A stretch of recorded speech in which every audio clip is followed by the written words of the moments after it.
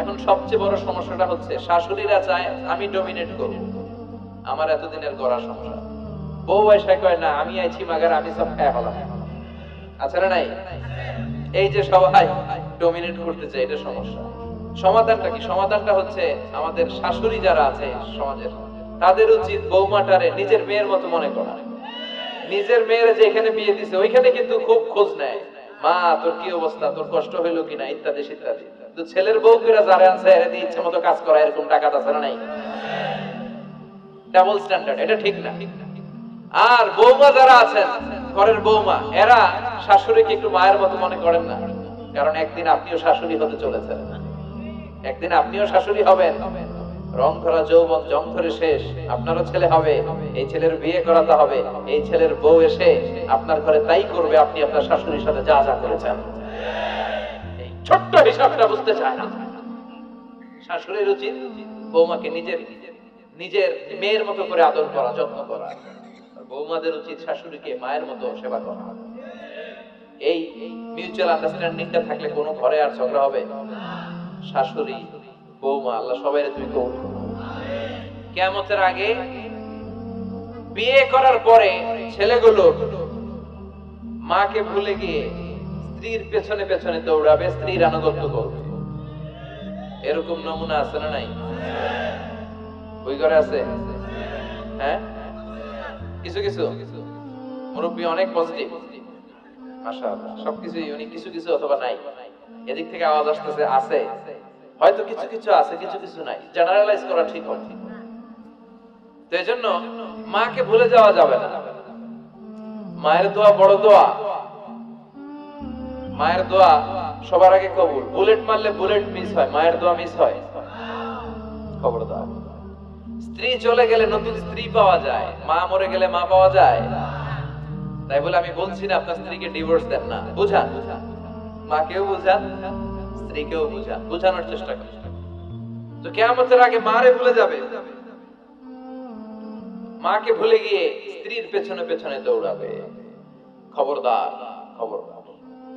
আপনি নামাজি হতে পারেন, মুসল্লি হতে পারেন, হাজী সাহেব হতে পারেন, কিন্তু মা যদি বদদোয়া দেয় আপনার সব শেষ, দুনিয়াও শেষ, আখিরাতও শেষ। মায়ের মর্যাদা বাবার চেয়ে 3 গুণ বেশি। হামালাতহু উম্মুহু, কারণ বাবা পেটে ধরে নাই, পেটে ধরছে কে? ওয়াহানান আলা ওয়াহান, 8 মাস 10 মাস এই বোঝাটা বাবা বহন করে নাই, করলো কে? ফিসালুহু ফি আমাইন, 2 বছর বাবা দুধ খাওয়ায়নি, দুধ খাওয়ালো কে? মায়ের এক ধার দুধের দাম কাটিয়া গায়ের চাম, বাপস বানাইলেও ঋণের শোধ হবে না, এমন দরদি ভাবে কেউ হবে না আমার মা গো। ঠিক কিনা? লাউ কাতা'তা জিলদাক, আপনার গায়ের চামড়া কেটে যদি মায়ের পায়ের জুতা বানিয়ে দেন, কি বানিয়ে দেন? কি দিয়ে? গায়ের চামড়া দিয়ে। এই যে 2 বছর যে দুধ খাইলাম, এই দুধের এক ঢোক দুধের শোধটাও আদায় হবে না। জন্য খবরদার, মাকে যেন আমরা ভুলে না যাই। মা দোয়া করতে দেরি, ওই দোয়া কবুল হতে। আমরা ছোটবেলায় যে কত কষ্ট দিয়েছি, সবচেয়ে বেশি কষ্ট যখন দিয়েছি মাকে, ওই স্মৃতিগুলো আমাদের মনে পড়ে না। আপনার বয়স যখন 1 বছর, আপনি স্মৃতি হাতরে এতদূর যেতে পারবেন? 1 বছর বয়সে কি কি কষ্ট দিয়েছিলেন মনে আছে? মানুষের বয়স যখন 2, 3, 4 হয়, 4-5 বছর বয়সে তখন তার কথাগুলো খেয়াল থাকে। কিন্তু সবচেয়ে কষ্ট কিন্তু মাকে বাবাকে আমরা দিয়েছিলাম যখন আমাদের বয়স 1-2 বছর ছিল। আর মায়ের পেটের ভেতরে যখন ছিলাম তখনও কষ্ট দিয়েছি কি দেই নাই? এক একটা লাথি যখন মেরেছি আমার মা বেহুশ হয়ে যেত। আমাকে আপনাকে জন্ম দিতে যে আপনাদের মা কতটা কষ্ট করেছেন খেয়াল করে শুনুন। চিকিৎসা বিজ্ঞানীরা বলে একজন সুস্থ মানুষ 45 ইউনিট পেইন, মানে ব্যথা, একসাথে সহ্য করতে পারে। ব্যথার তীব্রতা, সিভিয়ারনেস যদি এর চেয়ে বেড়ে যায় হয়তো লোকটা বেহুশ হয়ে যাবে, না হয় মরে যাবে। কিন্তু আমার আর আপনার মা আমাকে আর আপনাকে জন্ম দিতে যে ওই ডেলিভারি যখন দিয়েছিল 57 প্লাস 57 ইউনিটেরও বেশি ব্যথা তিনি সহ্য করেছিলেন। যেটা কোনো অ্যাক্সিডেন্টে আমাদের দেহে প্রত্যেকের 206টা হাড়টি, কোন সড়ক দুর্ঘটনায় আপনার দেহের 20টা হাড়টি একসাথে টাস টাস করে ভেঙে গেলে যত ব্যথা, তার চেয়েও বেশি ব্যথা। জন্য খবরদার, খবরদার। মাকে যেন আমরা ভুলে না যাই, মায়ের দোয়া যেন নেই। কখনো যদি মায়ের সাথে বেয়াদবি করে থাকি আমরা যেন মাফ চেয়ে নিই। রাজি আছি তো যুবকেরা? রাজি আছি সবাই? আমরা সবাই মায়ের দোয়া নিব। মায়ের দোয়া ছাড়া কেউ জীবনে সফল হতে পারে? মা যার চলে গেছে তারা জানে মা না থাকার কি জ্বালা। হ্যাঁ, মায়ের কথা মনে পড়ে না?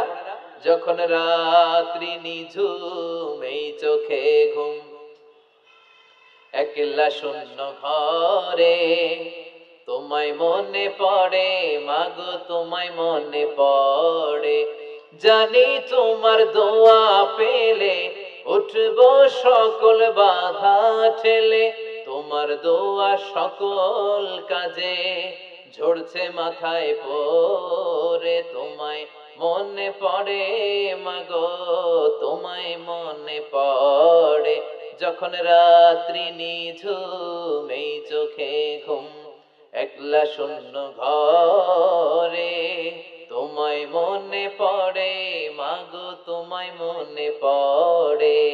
ঠিক কি না? আমরা যারা মা হারা বাবা হারা আল্লাহর কাছে আমরা কামনা করি, আল্লাহ আমাদের বাবা মাকে তাদের কবরগুলোরে তুমি জান্নাতের টুকরা বানিয়ে দাও। তো বিশ্বনবী যেটা বললেন এটাও আমাদের সমাজে পাওয়া যাচ্ছে, ঠিক কি না? এরপর বিশ্বনবী বললেন যুখরুফাতুল মাসাজিদ ওয়াত তাবাহি বিহা, কিয়ামতের আগে মসজিদ নিয়ে অহংকার শুরু হয়ে যাবে।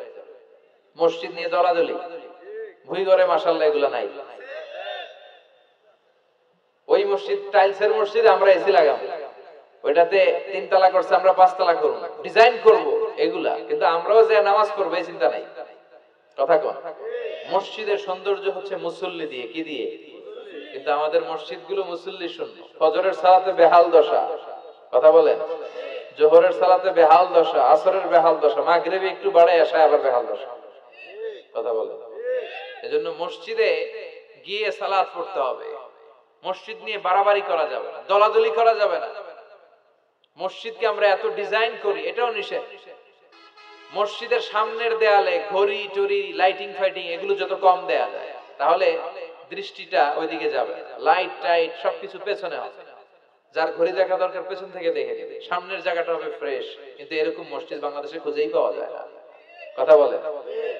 বিশ্বনবীর মসজিদ ছিল, বুখারীর বর্ণনা, ওয়া কানা সাকফুল মসজিদে জারিদুন নাখাল, বিশ্বনবীর মসজিদে নববীর ছাদ ছিল খেজুর পাতা দিয়ে তৈরি, ডালা দিয়ে তৈরি ছাদ। আর মসজিদে নববীর ফ্লোর ছিল বালুর ফ্লোর, বৃষ্টি হলে কাদামাটি হয়ে যেত। বিশ্বনবীর সাহাবীরা বর্ণনা করেন, রাআইতু রাসূলুল্লাহি সাল্লাল্লাহু আলাইহি ওয়াসাল্লাম ইয়াসজুদু ফিল মাই ওয়াত তিন, কাদামাটির উপরে বিশ্বনবী সিজদা দিচ্ছেন, নামাজ পড়ছেন। সালাম ফিরিয়ে বিশ্বনবী যখন সাহাবীদের দিকে মুখ ফিরিয়ে বসে তাসবিহ পড়তেন, সাহাবারা বর্ণনা করেন, রাআইতু আসারা তিনি ফি জাবহাতি, বিশ্বনবীর কপাল মোবারকে আমরা কাদার মাটি দেখতে পেয়েছি। আর আমাদের মসজিদে খালি টাইলস। তোরা ঢাকায় টাইলস, আমরা উজবেকিস্তান থেকে টাইলস নিয়ে আসি, আছে না নাই? এজন্য মসজিদ দিয়ে যেন আমরা দলাদলি না করি, মসজিদটারে যেন হেদায়েতের মার্কাজ বানায়। রাজি আছেন তো? বাচ্চাদেরকে মসজিদে যেতে দিবেন, আমি সব জায়গায় বলি। অনেক মুরব্বীরা আছে বাচ্চাদেরকে মসজিদে ঢুকতে দিতে চায় না, আছে না নাই? বাচ্চা ঢুকাইলে রেগে যায়। রেগে যান কেন? ওর বয়স হতে আপনি মসজিদের দিকে আসার খান নাই, মসজিদের দিকে উল্টায় পরে আসারও তো খান নাই। ও আসতে যাচ্ছে, আসতে দেন। বাচ্চারা মসজিদে আওয়াজ করবে, এতে কোনো সমস্যা নাই, বাচ্চারাই তো আওয়াজ করবে, আপনি করবেন? বাচ্চারা লাফালাফি করলে ভালো লাগে, 80 বছরের বুড়া মানুষ লাফ দিলে ভালো লাগবে? কথা কন, ওর বিশ্রী দেখা যায়। বাচ্চারা এরকম লাফালাফি করবে। তুরস্কের বিভিন্ন মসজিদের দেয়ালে ফেস্টুনে ব্যানারে লেখা থাকে, নামাজ চলা অবস্থায়, জামাত চলা অবস্থায় যদি পিছনে বাচ্চাদের আওয়াজ চিল্লাপাল্লা শুনতে পাওয়া না যায় তাহলে ভবিষ্যৎ প্রজন্ম নিয়ে তোমাদের চিন্তায় থাকা উচিত। পিছনে বাচ্চাদের আওয়াজ নাই, তার মানে আমার নাতিপুতি, আমার ছেলেমেয়েরা তো নামাজি হচ্ছে না। আর তারাবি নামাজ পড়তেছে, পিছনে চিল্লায় ফাটায় ফেলাইতেছে, তার মানে ইনশাআল্লাহ ভবিষ্যতে নাতিপুতিরা সবগুলা মুসল্লি হবে। কথা বলেন, বুঝায় দিবে বাবারা দুষ্টামি করিস না, কিছুক্ষণ থামবে আবার শুরু করবে। এটাই বাচ্চাদের সৌন্দর্য, এটা বাচ্চারা করলেই মানায়। বাচ্চাদেরকে যেন আমরা মসজিদে নিয়ে যাই। রাজি আছেন তো? আল্লাহ বুঝার তৌফিক দান করো। বিশ্বনবী বললেন, ইয়াতাকারাবুজ জামান তাতাকারাবুল আসওয়াক, কিয়ামতের আগে ইয়াতাকারাবুজ জামান, সময়ের বরকত কমে যাবে। 1 বছর মনে হবে 1 মাস, 1 মাস মনে হবে 1 সপ্তাহ, 1 সপ্তাহকে মনে হবে 1 দিন, এই যে 4 বছর ধরে এখানে তাফসীর হয়, তাই না? কথা কন। গত বছর আসছিলেন কারা কারা? হাত তোলেন। আসছে তো কম না, ভালোই আসছে। হাত নামান। যে গত বছর ওয়াজ শুনে গেলেন, এই বছর আবার আসলেন, আপনাদের কি মনে হয় যে 1 বছর চলে গেছে? মনে হয় যে অল্প কয়েক মাসের ব্যবধানে এই বছরটা ঘুরে যেন আবার চলে আসলো, এরকম মনে হয় না? বরকত উঠায় নিচ্ছে কে? কথা বলেন। এরপর খাবারের স্বাদ উঠায় নিচ্ছে কে? আগে খাবারের যে স্বাদ ছিল এখন ওইটা আছে? আগে ইলিশ মাছ রান্না করলে যে ঘ্রাণ হতো, এখন এই ঘ্রাণ পাওয়া যায়? আগে শোল মাছের ঝোল রান্না করলে যে স্বাদ হতো, আগে চিংড়ি মাছ রান্না করলে যে স্বাদ লাগতো, এখন এই স্বাদ পাওয়া যায়? সব তুলে নিল কে? দেখেন বিশ্বনবী যা যা বললেন তার প্রমাণ সমাজে আছে না নাই?